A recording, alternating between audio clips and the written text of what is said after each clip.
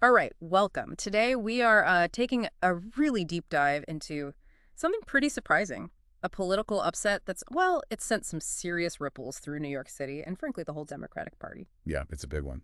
We're talking about Zohran Mamdani's kind of stunning primary victory over former Governor Andrew Cuomo for the New York City mayoral race, no less. Absolutely stunning is right. So our mission today really is to unpack the sources you've shared with us. We want to figure out, how did this happen, this really unexpected win? And what does it tell us about the voters right now, especially in a city where, Democratic support looked pretty different at the presidential level recently. Right, there were some shifts there already. Yeah, exactly. And what could this mean bigger picture? Not just for NYC, but maybe elsewhere too.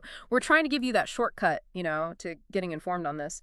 And that's exactly it. Look, our goal is to pull out the most important stuff from the news source, really help you grasp the why this political moment is so significant, and what the broader implications might be. Campaigns, voters, what's next? Yeah, all of that, how people are thinking, what it signals. Okay, let's dig in then. Let's start with Zohran Mamdani, his initial standing. Because this is, well, it's pretty remarkable. It really is. I mean, it's kind of wild to think this guy, he was basically an unknown, right, polling at just, 1% in some polls back in January? 1%, yeah. I mean, that's almost like statistical noise in a race this big. Totally. Basically the who's that category for a New York mayoral race. Definitely. But then things changed dramatically. Mamdani ends up with this commanding lead after the first round of votes. Yeah, a commanding lead. It wasn't even close at that point. Which leads directly to Cuomo conceding. And, Cuomo's words were pretty straightforward. Tonight is his night. He deserved it. He won. Clear concession. So how do we even begin to wrap our heads around that? Such a fast, dramatic rise. Well, it's fascinating because, this result, it's not just being called a win. The source calls it a seismic event. Seismic, yeah. For the city and the party. Exactly. Both. And it positions Mamdani, who's 33 years old? Yeah, 33. As the clear frontrunner now for the general election. I mean, going from virtually unknown to clear favorite that fast, it really challenges a lot of our assumptions about, political momentum. It really does. So, okay, how? What did the sources say about how he pulled this off? His campaign strategy. It was pretty unique from the get-go, wasn't it? It seems so, yeah. He soft-launched his run just days after Trump's victory. Can you believe that timing? Wow, okay, that's early. And he kicked it off with these man-on-the-street interviews. Yeah. But not just anywhere. In diverse outer borough neighborhoods, places that had actually swung pretty sharply towards Trump previously. That's interesting. What's the significance there? Starting out like that in those specific areas, not the usual, say, progressive strongholds. Well, yeah, that's a critical point, isn't it? Because it immediately signals a different kind of approach. Right. Going into those neighborhoods, places not seen as, the typical lefty enclaves, he was clearly trying to get the pulse of a broader slice of New Yorkers. It shows this strategic intent to broaden his appeal right from the start, not just, preaching to the choir. Suggests he was maybe listening first, not just talking, which is key. And what he did end up talking about, it seemed to really, really stick. His main policy ideas were super memorable, very direct. Like what were the big ones? Things like free buses, free childcare, and a rent freeze. Okay, wow. Very concrete. Yeah, the sources call it a sticky economic message. And it clearly worked, right? It let him broaden his appeal way beyond those traditional lefty areas. He made it relatable, tangible stuff. Sticky is a good word for it. Easy to remember, easy to understand the benefit. And Mamdani himself, he was quoted saying it reflected the directness of our politics.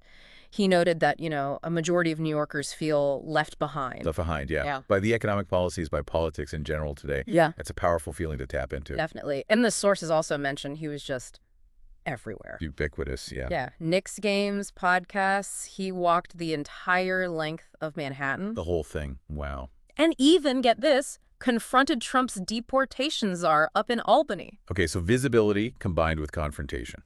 So how much of this win do you think boils down to that constant presence mixed with such a clear, direct message? I think that combination is definitely a key takeaway here from the sources.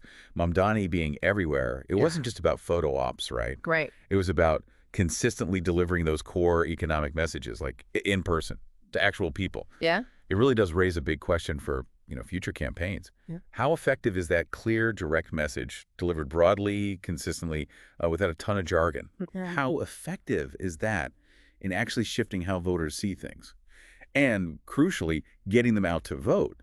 It kind of suggests that even now, with all the fragmented media, that direct personal connection still packs a huge punch. He certainly seemed to connect, and it's such a contrast, isn't it?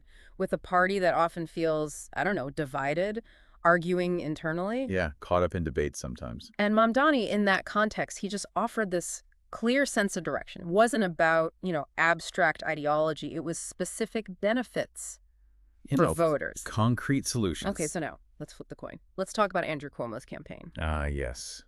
The other side. The source really doesn't mince words here. It says he ran like the damaged goods he was. Oof. Yeah, that's pretty blunt language from the source. And it connects directly, obviously, to his resignation back in 2021, after the state AG's investigation found he'd sexually harassed 11 women, charges he denied, we should note. Right, denied them, but resigned under pressure. That's a massive shadow, isn't it, for any kind of comeback attempt? Huge. So his campaign pitch, it was quite something. He basically framed himself as the savior. Savior of a declining and scary New York, wasn't that the phrase? That was it. His launch video, 17 minutes long. 17. Wow. Yeah. Warning about, graffiti, migrants, mentally ill people on the subway. The source even compared it to the case for Christopher Nolan's Batman. Huh. Okay, I can almost hear the dramatic music. Right. I kind of picture the Hans Zimmer score, too. But seriously, did the sources give any sense if that really sort of epic cinematic pitch landed with anyone?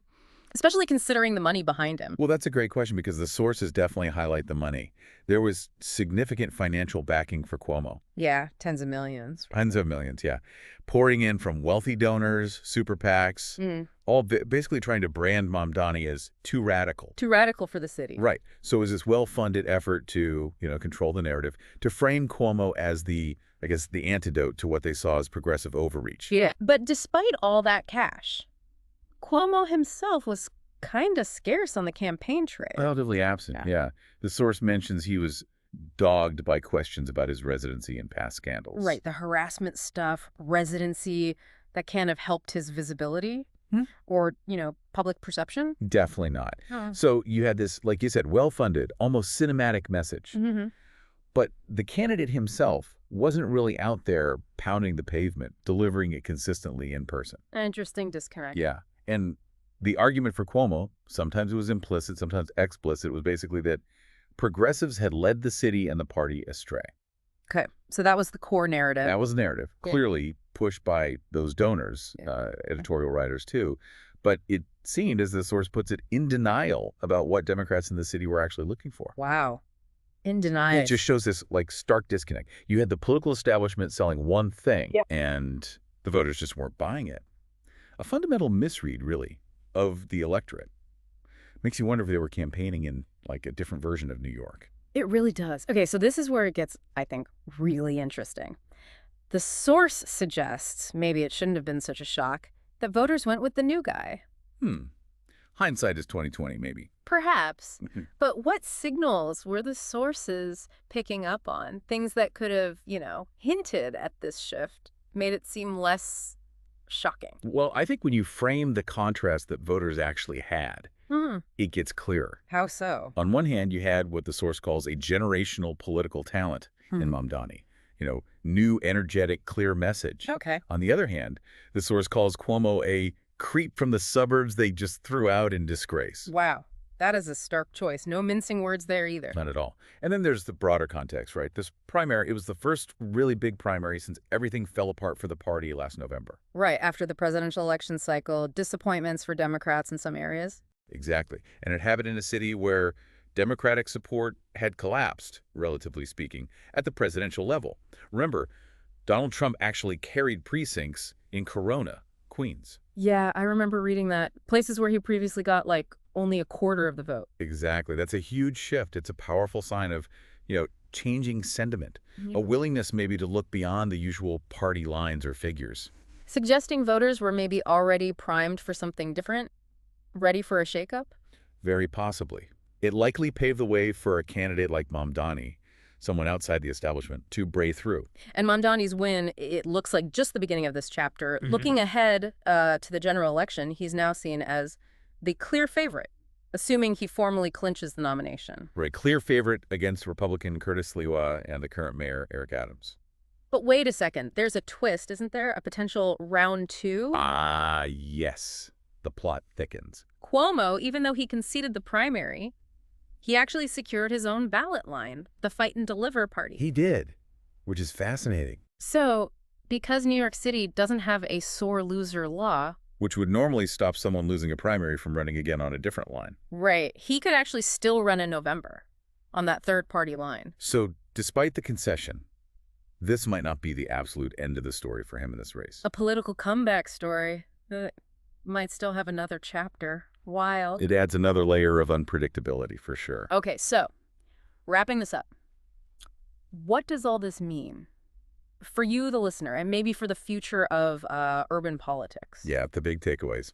Well, Zohran Mamdani's primary win, it clearly signals a pretty significant shift, doesn't it, in what New York City Democratic voters are looking for. Seems like it. A move away, perhaps, from past political figures, maybe away from those fear-based campaigns we saw from Cuomo. And towards what? Towards this focus on direct economic affordability proposals? Yeah, that seems key. Affordability.